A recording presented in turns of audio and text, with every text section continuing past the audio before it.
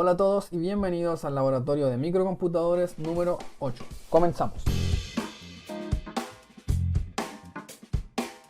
Ok, lo que vamos a hacer hoy, desde mi punto de vista, es muy importante porque vamos a trabajar con un nuevo lenguaje de programación y una nueva plataforma para hacer programas, pero no para programar el Node MSU. De hecho, para programar el Node MSU vamos a continuar con el IDE de Arduino. Pero vamos a hacer una aplicación de escritorio para el computador que sea capaz de comunicarse con el Node MSU a través del puerto serial. La comunicación serial que ya habíamos trabajado la vez anterior, bueno, la vamos a continuar ocupando ahora, pero vamos a nosotros crear nuestra propia aplicación para tener esa comunicación, ¿ok? La plataforma que vamos a utilizar es Visual Studio, ¿ok? Que es una plataforma de Microsoft para crear programas en base a varios lenguajes. Puede ser C#, que es el que nosotros vamos a utilizar, C++, Python, Java, tiene varios lenguajes disponibles, pero nosotros vamos a trabajar con C#. C# es una evolución de Microsoft para hacer aplicaciones de Microsoft del lenguaje C++. El C++ es universal en realidad. Aplicaciones C++ se pueden correr en plataformas con Linux, con Mac, pero el C# es solamente de Windows, ¿ok? Tiene ciertas particularidades que son principalmente, para el que yo lo uso, es para crear aplicaciones o interfaces gráficas, ¿ok? Que son los típicos programas que tienen una interfaz gráfica. Hay otros programas que solamente, por ejemplo, tienen acceso a través de ellos por medio de la consola. Son comandos que van y texto que viene. Eso es toda la interacción que tenemos con el programa.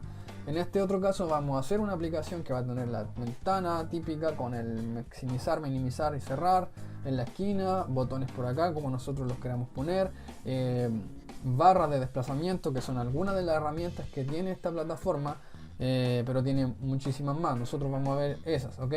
¿Y por qué me parece importante transmitírselo? Es porque este lenguaje es el que yo más utilizo en mi trabajo posterior a haber egresado. No es un asunto solamente académico o de enseñar cosas, sino que es un lenguaje con el que ustedes pueden hacer aplicaciones para computadores que tengan de hecho una aplicación hasta en la industria o en algún otro tipo. No necesariamente tiene que ser industrial, pero en cualquier programa que se quiera realizar para Windows se puede hacer a través de esta aplicación. Es súper potente en ese sentido.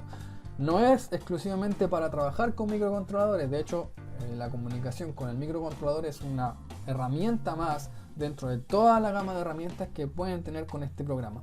Y me interesa que lo sepan, que lo manejen, que lo aprendan y que tengan cierta noción, porque como les digo, pueden hacer a través de este programa aplicaciones comerciales más adelante, ¿ok?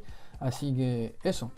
Ahora, este lenguaje sí que nosotros vamos a utilizar es un lenguaje orientado a objetos, que es un nuevo paradigma de programación que facilita mucho las cosas. Ahora, en unos minutos más vamos a crear un botón para alguna función en particular. Ese botón es un objeto que nosotros creamos a partir de una clase objeto, que es código que ya está preescrito o predefinido para que nosotros lo utilicemos. La gracia está en que cuando nosotros creamos este objeto de clase botón, solamente por ser parte de una clase tipo botón va a tener muchas funciones, como por ejemplo un texto. Cualquier botón que ustedes tengan en una aplicación va a tener un texto que va a estar asociado a su función. En nuestro caso va a ser conectar o desconectar, o buscar puertos o enviar mensajes. Eso va a ser para nosotros, pero depende de la aplicación que nosotros le queramos dar, va a estar ese botón. Y ustedes lo ven día a día en aplicaciones donde le dicen, no sé, aceptar, cancelar, siguiente, anterior. Todas esas funciones son botones que tienen un texto. Por el hecho de ser botón tiene un texto, por el hecho de ser botón tiene un cuadro que ocupa dentro del programa, por el hecho de ser botón tiene una función cuando le damos clic, por el hecho de ser botón tiene una función cuando le soltamos el clic, aunque no siempre se use, pero está la posibilidad. Entonces hay muchas funciones previas que tiene un botón y nosotros lo que hacemos es tomar esa clase botón y crear un botón propio para nosotros que va a tener características particulares, pero no tenemos que crear todo ese código porque todos los botones, por así decirlo, ya tienen incorporado esa parte de su estructura. Entonces solamente nosotros usamos esas estructuras que ya están hechas.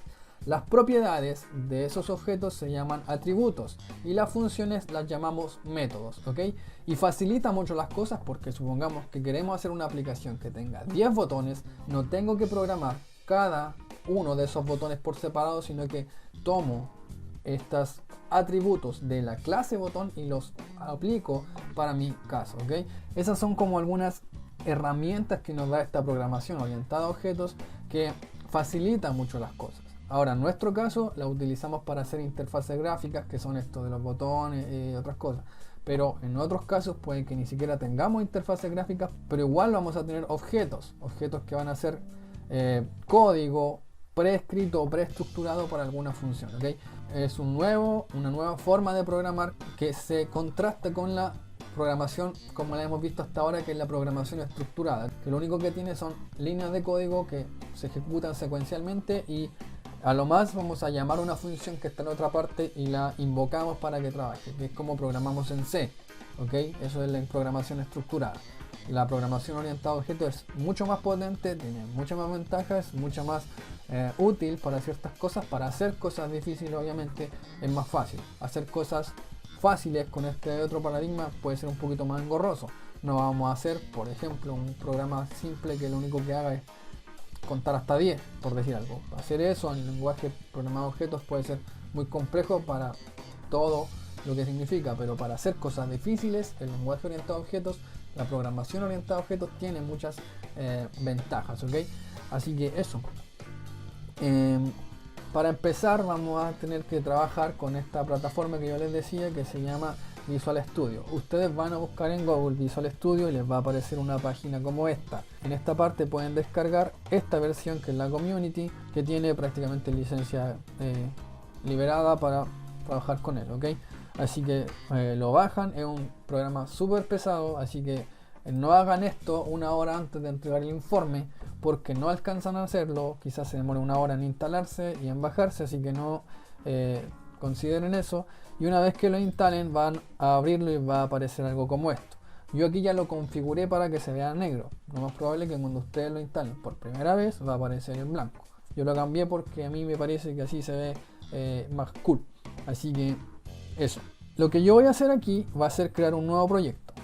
Entonces voy aquí a nuevo proyecto y me aparece una nueva ventana que me va a preguntar por qué lenguaje yo voy a trabajar.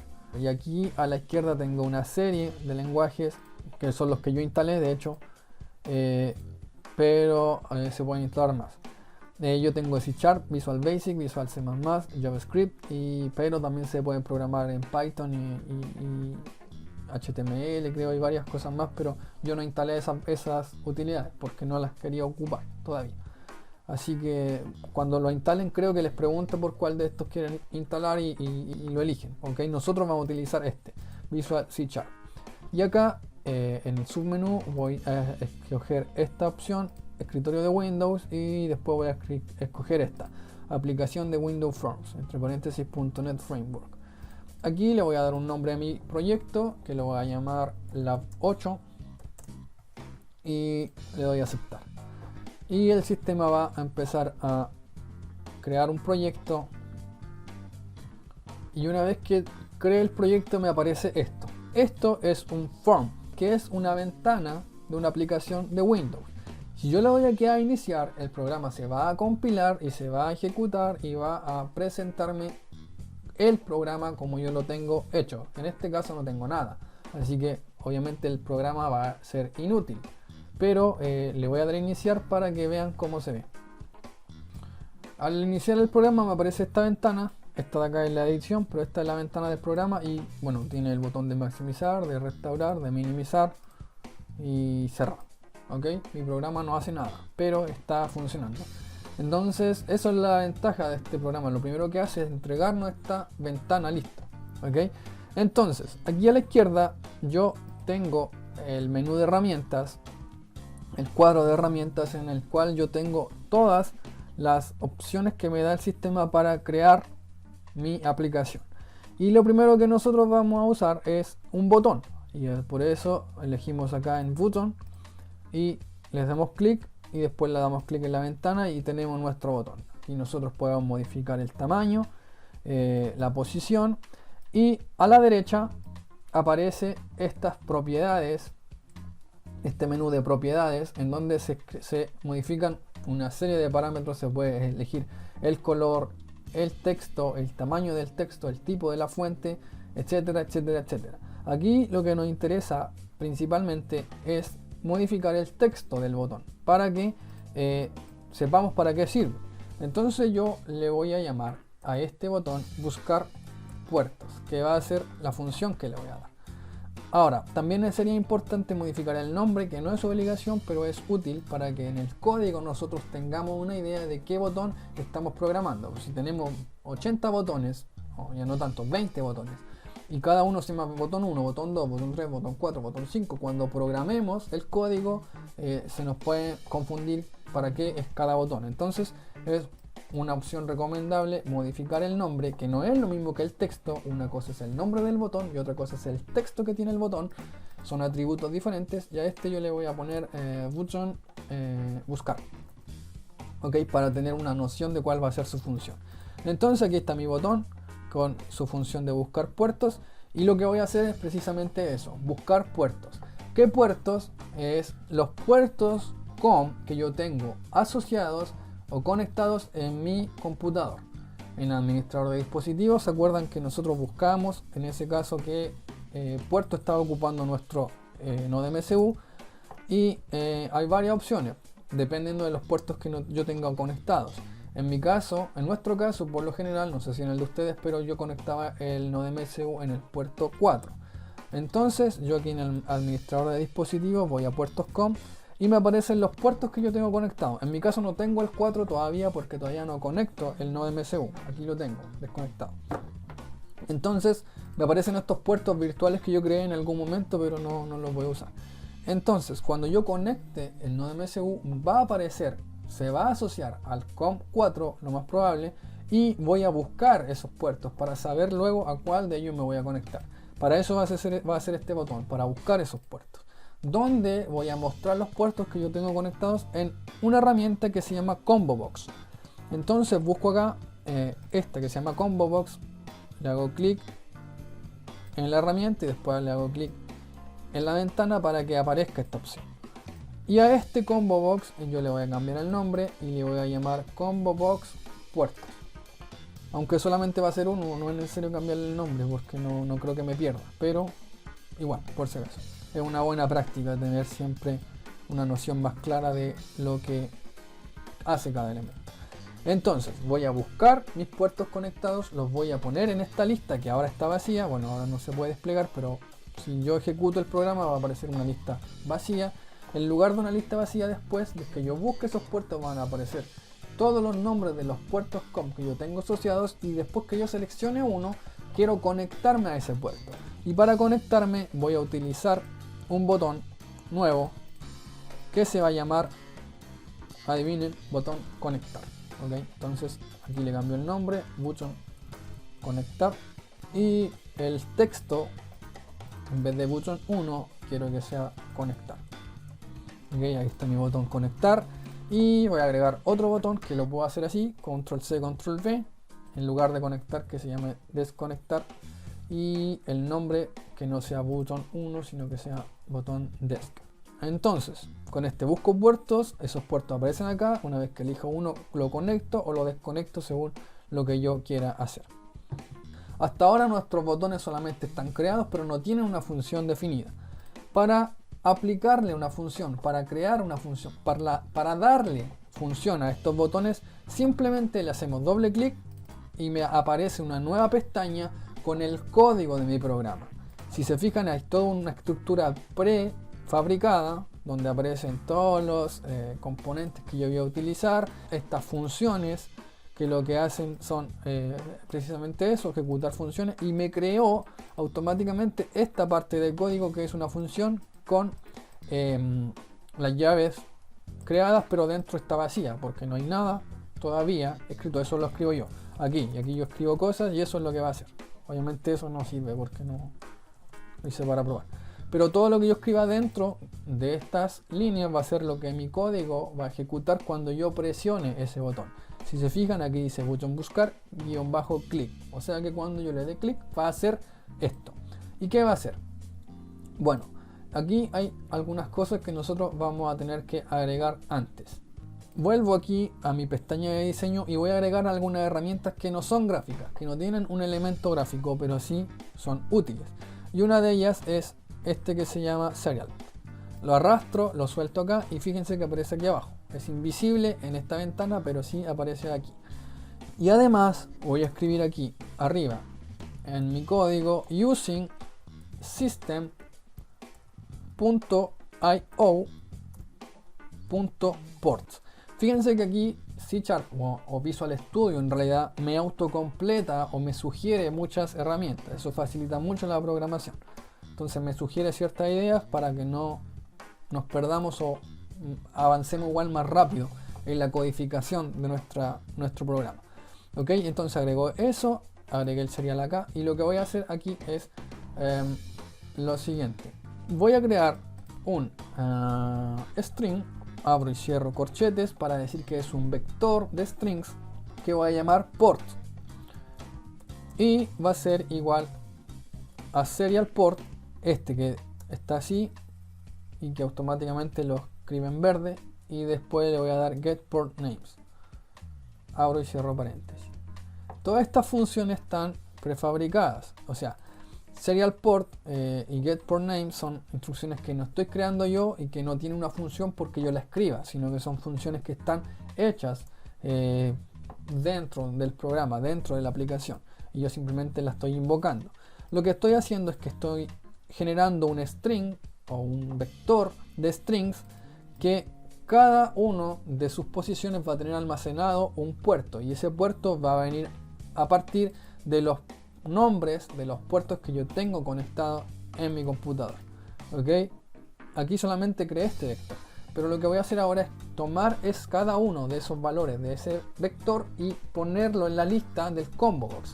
Así que para eso voy a escribir for each, que es una función previa que tiene C#, que es similar al for, pero con la particularidad de que va a ejecutarse cada vez que haya algo en algo, que en este caso voy a crear un string port in ports. Ports es este vector que aparece acá.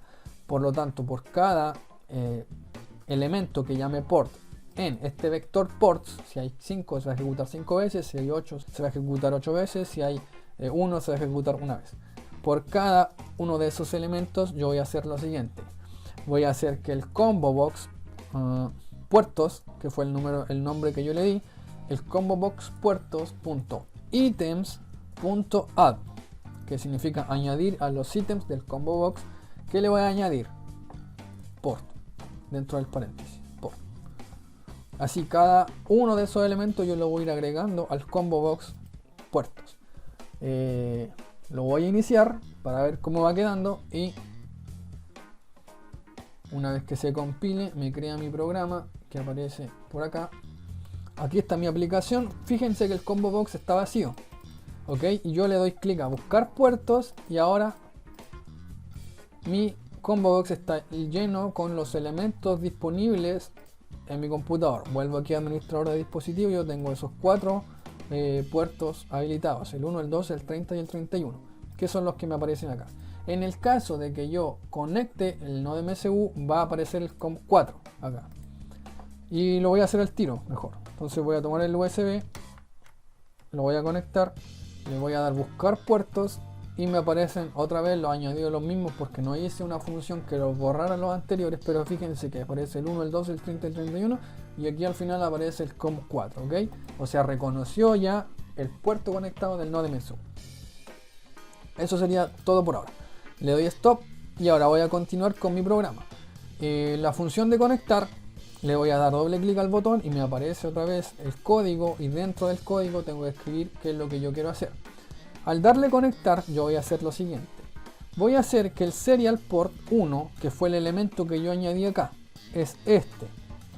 El puerto serial yo le tengo que administrar un nombre. Fíjense que acá yo tengo en las propiedades un nombre, una velocidad, la cantidad de datos, parity, el port name, que va a ser el puerto al que yo voy a conectarlo, que en este caso por defecto tiene el COM1. Tengo que cambiarlo, tengo que conectarle el puerto que yo le voy a definir o que yo voy a elegir desde acá. Entonces para eso yo voy acá en serial port 1, en name, en port name, yo lo voy a asignar ahora como lo que hay en el combo box. Y para eso voy al combo box puertos.name punto y coma.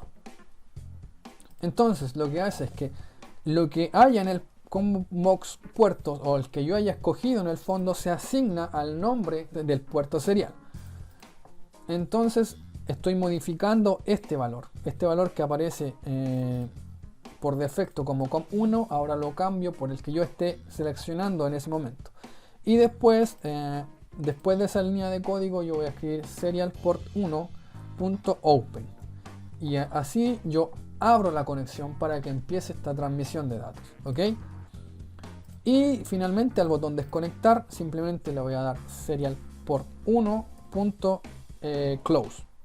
Y como es una función le doy paréntesis. Esas son funciones. Estos que aparecen acá sin paréntesis es porque son atributos. Los que aparecen con paréntesis por lo general es porque son funciones, hacen algo. Entonces el botón desconectar simplemente cierra la conexión, ¿ok? Y eso sería. Ahora, voy a agregar un nuevo botón que se va a llamar botón send. Lo voy a escribir en español para no confundirnos con tanto idioma. Botón escribir y en el nombre del botón yo le voy a poner enviar. Cuando yo presione este botón voy a enviar un mensaje al nodo MSU. Entonces le doy doble clic y simplemente aquí escribo serial port 1.write y abro y cierro paréntesis. Fíjense que acá el programa otra vez me ofrece alternativas y aquí tengo tres. Puedo escribir un texto en esa posición, puedo escribir un buffer con un offset y con un contador, y puedo escribir un buffer con un offset y un contador, pero bueno, este está definido en byte y este está definido en char. Lo menciono para hacer notar que el IDE, que Visual Studio nos ofrece cierta ayuda. Y aquí una de las opciones que yo tengo, que es una opción también que nos da este lenguaje programado de objetos, que una función puede tener muchas aplicaciones dependiendo de los argumentos que yo le doy. En este caso puedo tener tres formas de trabajar con esta misma función dependiendo, de nuevo, como ya lo decía, con los argumentos que le doy. En este caso solamente voy a ocupar esta, que es un string text, o sea que lo que yo escriba dentro acá, el string que yo escriba dentro, que por ejemplo podría ser hola, va a ser un argumento válido para mi función. Entonces cuando yo presiono el botón escribir, yo simplemente voy a enviar el mensaje hola al nodo MSU. ¿Ok? Y eso. Teniendo esto listo, yo tendría funcionando mi programa, ya estaría operativo. Ahora vamos a ver Arduino, el IDE de Arduino para programar el nodo MSU, y aquí el código es súper sencillo. Hay algo así que tengo que modificar. Antes sí quiero explicar esto. Aquí tengo el void setup de mi IDE de Arduino para el nodo MSU, sería el begin, que eso ya lo vimos en la clase anterior, la velocidad. Y aquí yo creé un string que se llama text_in, que es el mensaje que le entra, y dentro del loop tengo esta función. Aquí tengo un if, y si serial.available es mayor que 0, entonces el text_in, que va a ser este string, va a tomar el valor de la lectura que yo estoy haciendo. Y eso es todo. Entonces en mi caso lo que yo tengo aquí es que cuando yo le envío un mensaje de mi programa al nodo MSU, voy a tomar ese mensaje y lo voy a guardar en esta variable que yo llamé text_in. Y eso sería todo. Y aquí después vendría, no sé, programar, por ejemplo, qué es lo que yo quiero hacer. Entonces supongamos que yo escribo if text_in es igual a hola, que fue precisamente lo que yo le voy a enviar. Entonces, por ejemplo, podría decirle que no sé, digital write, el pin 1 lo pongo en high, por ejemplo. O sea que si yo envío un hola, que prenda un LED, y si le envío chao, que lo apague, por decir algo. Entonces acá la programación ya es en base a los mensajes que yo envío desde la aplicación del computador al nodo MS, ¿ok? Así que eso, acá yo no lo voy a compilar porque simplemente es sencillo, esto lo van a tener que hacer ustedes, pero ahora les voy a explicar qué es lo que ustedes tienen que hacer con este programa. Van a enviar mensajes al nodo MSU, pero esos mensajes van a tener cierta función, cierto propósito, que no va a ser hola y chao, ¿ok? Va a ser un poquito más difícil, pero tampoco imposible. Así que vamos a hacer lo siguiente, vamos a introducirnos un poco más en las herramientas que nos da esta plataforma y voy a agregar lo siguiente. Voy a agregar un elemento que se llama trackbar, que es una barra que yo le puedo modificar el valor a través del desplazamiento de este indicador. Este trackbar yo voy a llamarlo, lo voy a dejar así con el nombre trackbar 1, pero aquí yo voy a modificar el máximo valor disponible, que en este caso es 10, y lo voy a poner como 2.55, ¿ok? Y el large change lo voy a cambiar por 1, para que el valor se pueda cambiar de 1, ¿ok? Y eso. Voy a agregar otra herramienta que se llama label, lo voy a poner aquí, que lo voy a mantener con el nombre label 1, pero el texto lo voy a cambiar y le voy a poner R, 2 puntos, espacio, 0. Esto lo voy a copiar 2 veces más.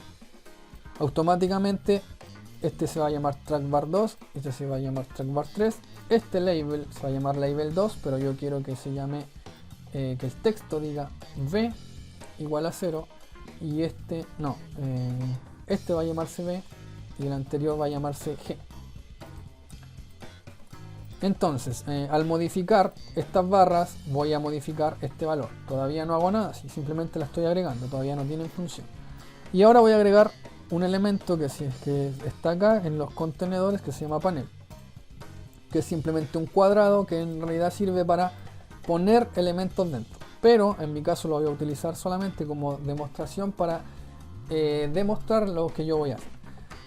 Este panel tiene una propiedad, un atributo que se llama backcolor, que aparece acá. De hecho yo lo puedo escoger aquí. Tengo todas las opciones de ponerle color, que el que yo quiera. En mi caso lo voy a dejar en blanco, por ahora. Entonces voy a tener este panel aquí. Y lo que voy a hacer es que al modificar estos valores de estas barras voy a cambiar el color de este panel. Para eso entonces le doy doble clic al trackbar 1 y me aparece una nueva función. Antes de modificar esta función yo voy a escribir aquí dentro del public partial class from 1, pero antes de esta función y fuera realmente de todas las demás funciones, unas variables. Esta variable se va a llamar R igual a 0 y fíjense, no sé si lo dije esto en alguna otra ocasión, pero cuando yo creo una variable fuera de estas llaves, esta variable se vuelve, por así decirlo, global para todos ellos. O sea, la puedo usar dentro de esta función o dentro de esta o dentro de esta, porque está definida dentro de estas llaves y fuera de estas. O sea, sirve para aplicarse en todas estas. Si yo creo una variable, por ejemplo esta misma, string ports es una variable que solo tiene sentido dentro de estas llaves. Si yo lo escribo afuera me va a decir error. Por ejemplo, ports, escribo aquí igual a X, aunque no tenga sentido. Bueno, me rellenó con otra cosa, pero nada. Y aquí yo pongo el cursor encima y me dice el nombre port no existe en el contexto actual, porque está definido para este contexto, no para este. Pero si escribo R, por ejemplo, igual a 2, no hay problema, porque R sí está definido fuera de estas llaves, por lo tanto sí tienen sentido, ¿ok? Entonces, volviendo acá. El trackbar 1 lo que va a hacer es modificar esta variable que yo voy a llamar R, que vale 0 al principio. Entonces R va a ser igual a trackbar 1.value. O sea que el valor que yo le dé a esa barra va a asignarse a la variable R. Y además voy a hacer que el label 1, que fue el label que yo agregué, .text.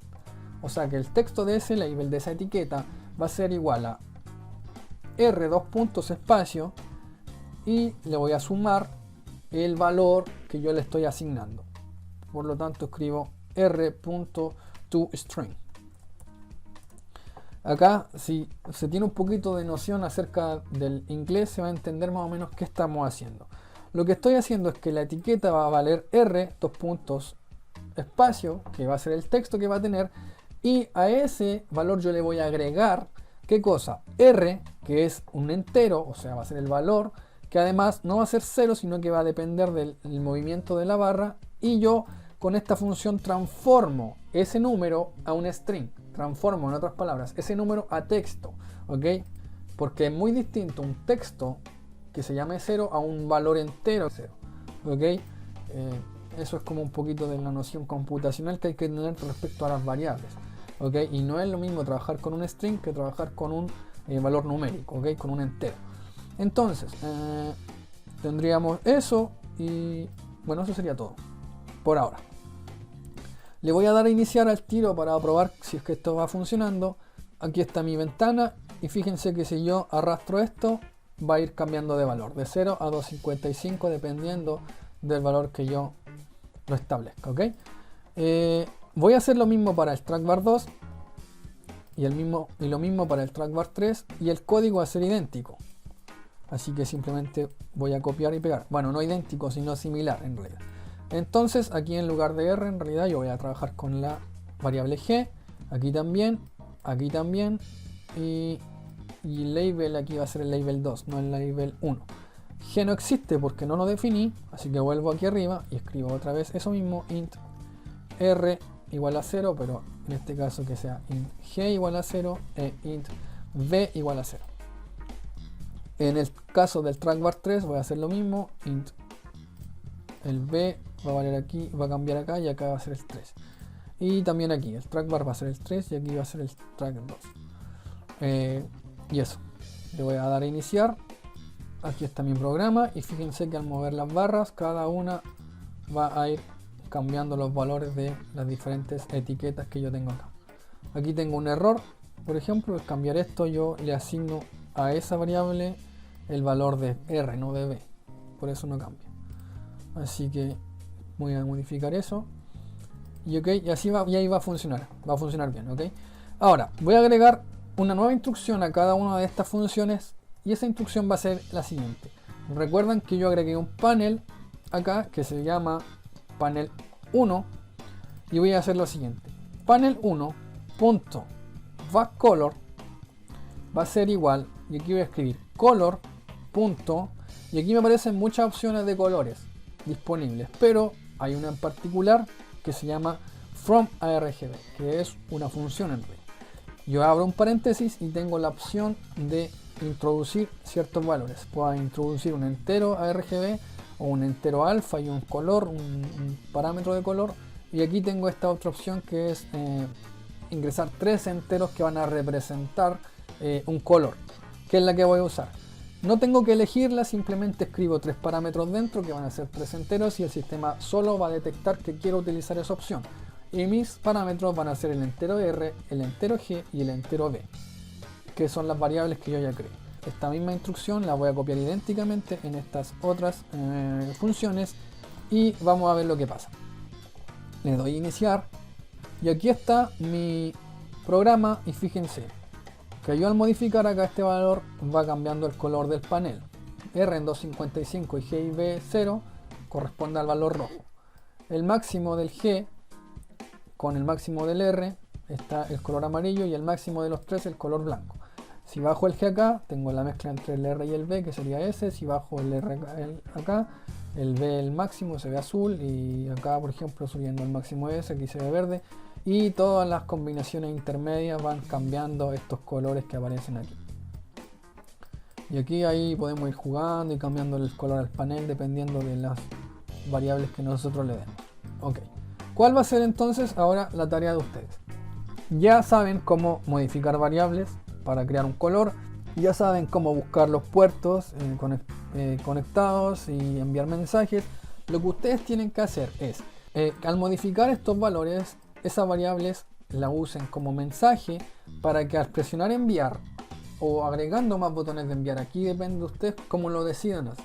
Al darle enviar, lo que tienen que hacer es enviar estos valores, que serían el B, el G, el R, enviarlos como mensaje al nodo MSU para que el nodo MSU los interprete y luego prenda el LED RGB idénticamente con estos valores. Recuerden que el LED RGB trabaja de 0 a 1024, así que van a tener que mapear esa variable para que el 255 de acá valga 1024 allá. Pero la idea es la misma, o sea, simplemente toman estos datos, se los envían al nodo MSU y el nodo MSU activa cierta intensidad o cierta señal PWM en el fondo de una salida para que los LED R se prenda, el LED G se prenda o el LED B se prenda según estas intensidades que ustedes van a ir modificando acá.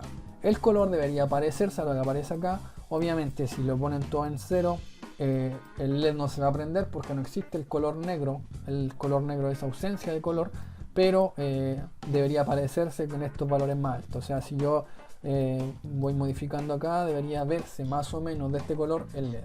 Los que no tengan LED RGB ocupen 3 LED separados, pero controlen también las intensidades de esos LED a partir de estas barras, ¿ok? A partir de estas señales que ustedes modifiquen acá. Les digo al tiro que no es tan fácil enviar un mensaje y hacer que el nodo MSU lo interprete. Aquí van a tener que trabajar en el código en el nodo MSU para separar el mensaje si es que lo hacen de esa manera. Lo que pueden hacer también es enviar por partes. Simplemente envían, no sé, envían la letra R, después envían un valor, envían la letra G y después envían un valor, y dentro del nodo MSU programan para que el sistema interprete qué es lo que ustedes le quieren decir.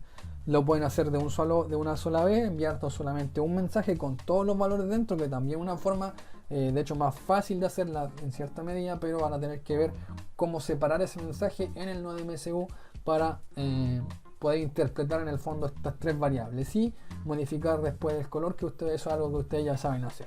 O sea, no es modificar el color, sino es modificar la intensidad o la salida análoga del nodo MSU, ¿ok? Así que esa sería la tarea de ustedes. Como les dije, no es tan fácil, pero tampoco es imposible y ustedes lo pueden hacer. Así que eso sería. Cualquier duda yo estoy disponible como siempre para estar ayudándolos y guiándolos. Y eso, el código de Arduino en la estructura general es similar a esto. Y me falta un detalle, sí, que lo iba a mencionar y se me fue. Le voy a dar stop acá. La velocidad por defecto del puerto serial aquí, el puerto serial 1 que yo creé, serial por 1 es 9600. Lo tienen que cambiar a 115200. Si es que es esa la velocidad que ustedes están trabajando con el Arduino, si es la velocidad que ustedes definen acá.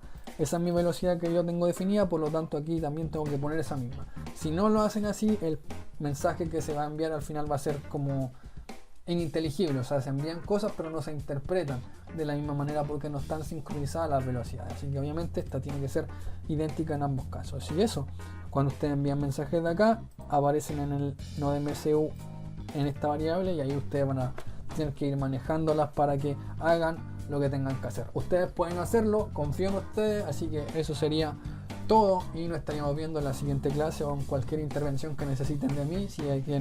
Si tienen duda, aquí voy a estar siempre. Así que eso, nos vemos entonces y éxito en este laboratorio.